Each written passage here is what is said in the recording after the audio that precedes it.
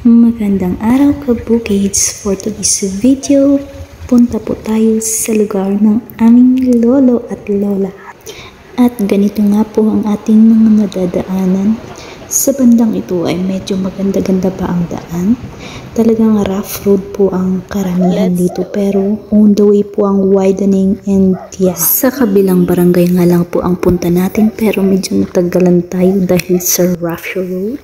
Nakarating na nga po tayo, pero yung sasakyan lang pala ang nakarating kasi meron pa tayong tatawiring river. And ayan nga pala ang medyo malawak-lawak na taniman nila ng ubi or kamote. To this video. Hello, di payaw. Dala.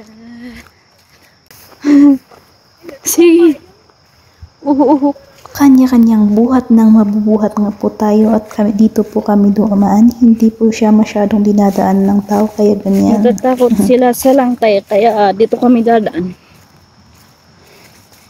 Impang lo naman ni Uncle Biskaya. Let's go.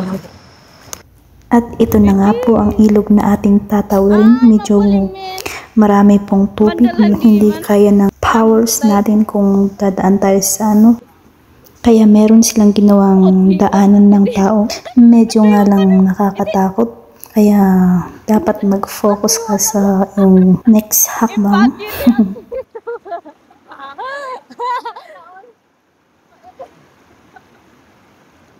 Kaya mo ya?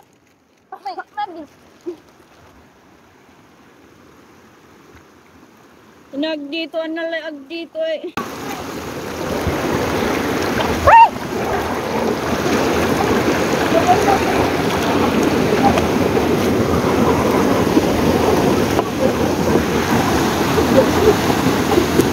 Oh, very good Talia.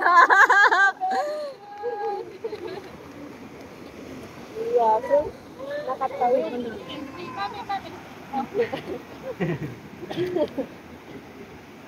Wow, very good. Hanang nagsangit. Thank you. What an experience.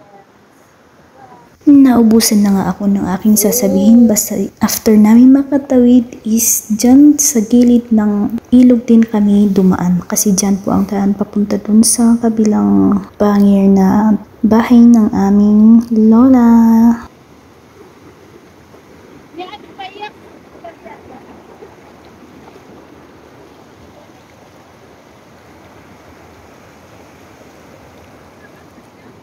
Video.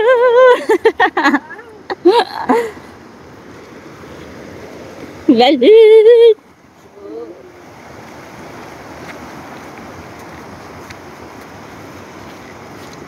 Wala ka sa bye-bye ice candy.